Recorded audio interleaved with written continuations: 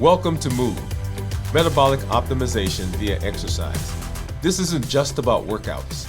It's about moving your body, moving your habits, and moving your life forward. Each episode builds consistency, strength, and resilience step by step. I'm Dr. Dwain Woode, and together we're writing the story of health, transformation, and limitless living. This is Move. Let's get started.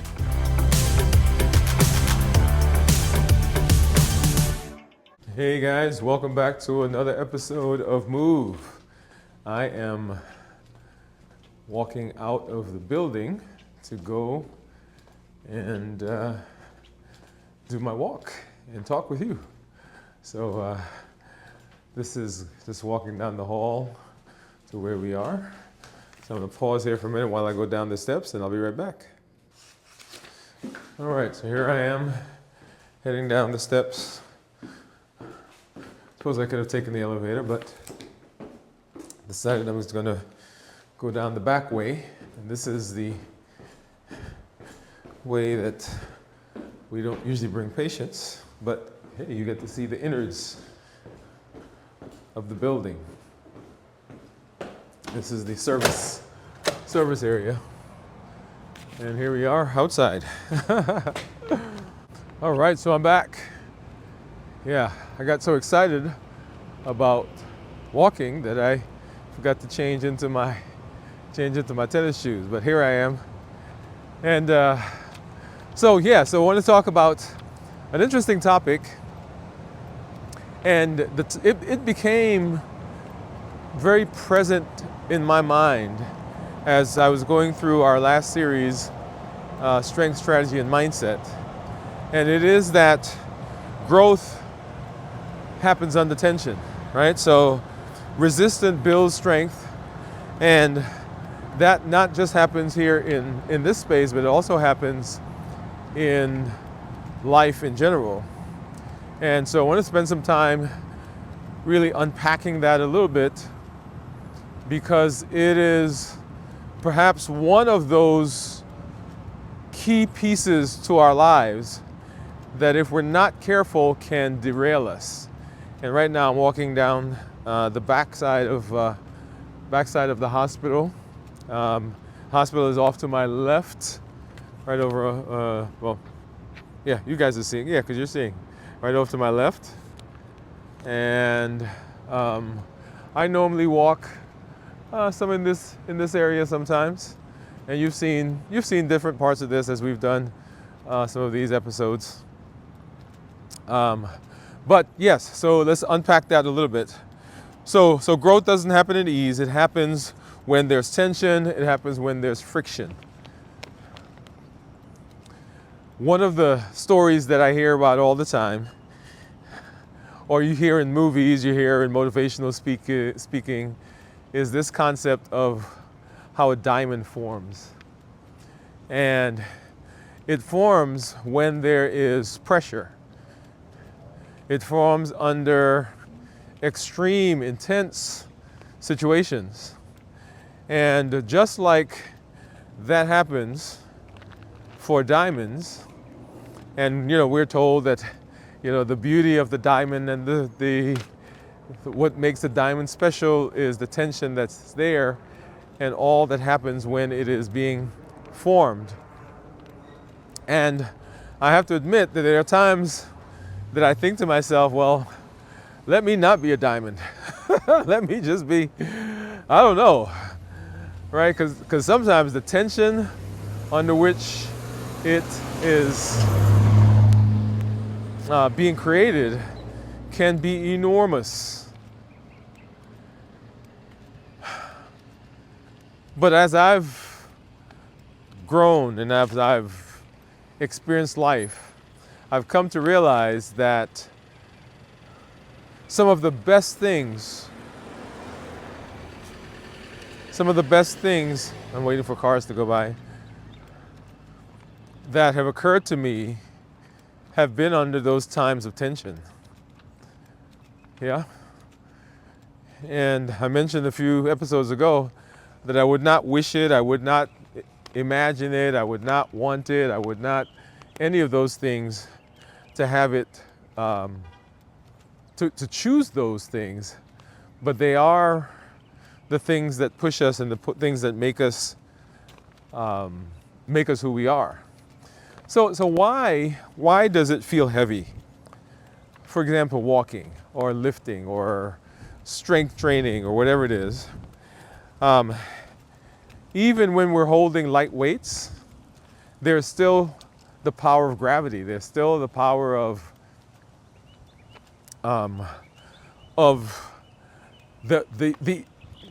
just the nature of what it is, right? So while we are looking at, for instance, if we're doing weight training, we're looking at some weights and we're lifting those weights, we're like, oh, this is not that heavy. Well, it still has weight. And so everything in our lives has weight. Now, what happens often is that we feel the heaviness of the weight because of the addition of other things that are going on. So often when we are experiencing one thing, we are experiencing something else, right? So it's not just always just that one thing that's happening, right? There's, we're challenged at work. There's something going on at home. Maybe there's something going on in our health. And because of that, because of the addition, the weight of it just seems much more intense. And we think, well, that I can't handle this, but it's not that we can't handle it. It's just that there is so much that's going on that that's taking up a lot of the capacity that we have to do and to grow and to experience and to be able to manage the things that are in our lives. So that same principle exists in everything that we do. That if it were just that one thing, then we a lot of times can manage. Now, we manage in ways that get us through. Sometimes, we're just getting through, but we get through. But when we add other things to it, then the weight of it all causes an issue for us, okay? So not just when we're lifting, if I'm adding additional weights right now to my lifting, then I can have challenges kind of just getting through, right? So I want you to hold on to that. Number two, there's biology to resistance. So when you're lifting, for example, I have to, when I lift those weights up, my muscles have to get in a state that allows them to work together so that I can lift. So can you imagine what would be happening if my biceps are pulling one way and the triceps are pulling in a way that is counteracting what the biceps are doing, and then my shoulder muscles are not doing what they need to do, and my abs or those core muscles are not doing, they're all going in different directions? No, but there is resistance. In order for my muscles to work, there's going to be some resistance of one muscle pulling against another and of one area pulling against another. That is the nature of of our existence. That it is not always that smooth push, pull, where everything just kind of glides as though there is oil or ball bearings or whatever it is that smooths them out. The resistance happens, I was going to say most often, the resistance will happen. It will come, and it will, if we're not careful, it will cause us to it will cause us to give up because we feel that resistance as something telling us that we shouldn't be there. Okay? And I want to be cautious, I want to be careful as I say that. So whenever we feel resistance, the temptation is to think of that resistance as an indication that the thing that I'm doing I shouldn't be doing. It's kind of like pushing we're actually doing some things in the office. They're about to, I think I mentioned in one of our episodes at some point that we had one of the water heaters burst in the office, and so the floor got messed up. And so anyway, so they're going to be working on the floor, and so I'm in there and I'm moving stuff around, and there's this huge desk. I got to get rid of it, by the way. This huge oak desk, gigantic thing that we got several years ago. And so I'm pushing on this thing, and I'm like, you know what? I need to get some of those. What are the stuff you put on this furniture to move them? Those gliders. Yeah. So I was pushing, and there was the resistance. But so my tendency, right, in using that as an example, would be to think, okay, I shouldn't be doing this. But no, it's not that I shouldn't be doing it. Is there is resistance that's there, and so I have to figure out how to what? I have to figure out how to make or lessen the resistance. That is how we succeed, not by avoiding the resistance, but our goal is to say, okay, I know there's resistance there, but how do I lessen it? How do I still get to do the things that I need to do so that I can continue to be successful? And so that is that's one of the things that we want to do. The next thing is that there's mental and emotional tension. So not only is there biological resistance, but there's mental and emotional tension. Many times when we're trying to grow, we're trying to change, we're trying to advance, we're trying to fight against perhaps something that we've thought for a long time. We're fighting against something that someone has instilled in us. We're fighting against maybe our history. Maybe there is something there that is valid in how we have behaved or responded or reacted in the past. And so there's this mental and emotional tension because we've got to overcome that. We've got to overcome that inertia, that thing that says, once again, you shouldn't be doing this. You shouldn't be in this space. Watch these cars go by. Okay? So those are some reasons why there is this difficulty that we have with the pressure, with the tension, with the challenges that we will find as we move through life. And so the question then becomes, how do we turn pressure into power? Pressure into power. Now that's an interesting conversation, because I want you to think about this. There is this pressure that builds up when things, let me say it a little differently. So within the tension, within the pressure, there's power. Yeah, that's the way I want to say it. Within the tension, there's power. Within the lifting that I do when I'm out working out, when I'm lifting up those weights, those muscles, they contract to a point, and then they explode by lifting. So at some point, they engage, and when they engage, they give me the power.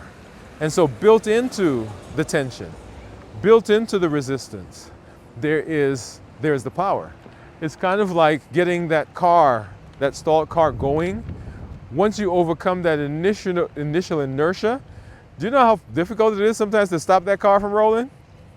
Now, it took a while to get it going, but now that it's going, there's power in there, there's energy in there, and stopping it from doing what you were trying to get it to do in the first place can become challenging, can become difficult. And so all of that has to come into our mind, come into play as we're talking about how do we go about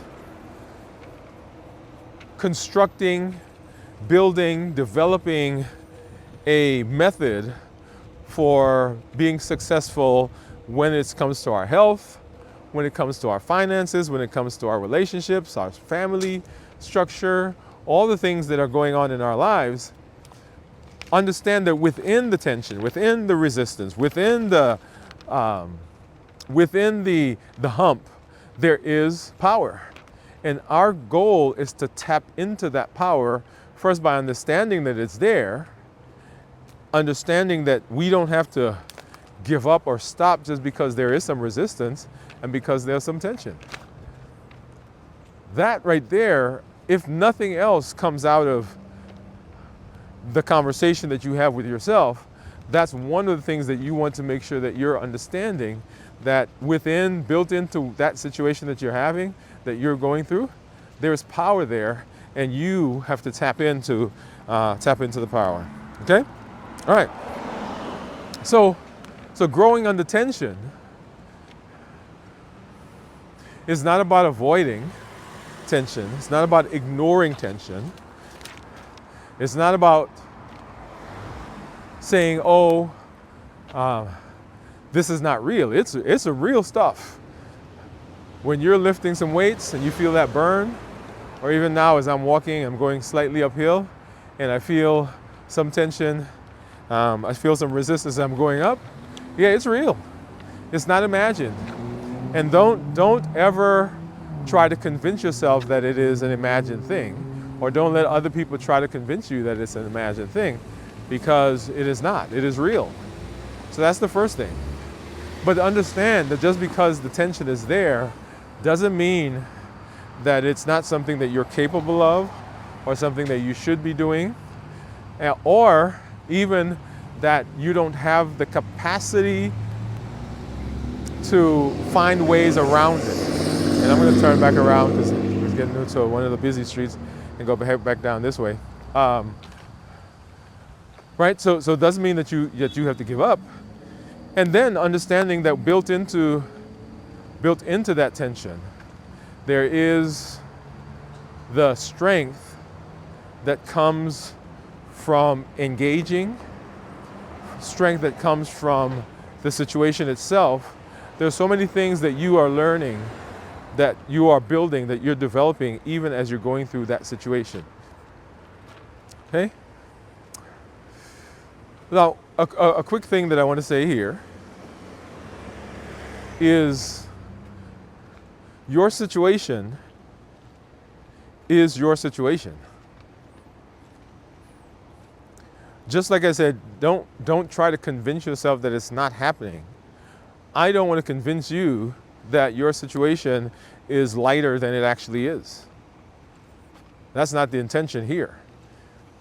Some of us are going through some intense, unimaginable things. And it would be simple and would be easy for someone to just say, oh, just suck it up and get through it. That's not what this talk is about. This talk is about how do we grow in the middle of that. It is tough. It is difficult. It is trying. It is challenging. But in the middle of it, there is growth. There's power, even in the situation that you find yourself. And so moving, metabolic optimization via exercise. Right? We talk about moving the body. We talk about moving the mind. We talk about doing the things that we need to do to be ultimately successful. And part of that is the understanding of situations, having awareness, being emotionally intelligent, being situationally intelligent. Okay, stepped up there. And understanding that you've got to use all of your faculties to get through the things that you currently are going through.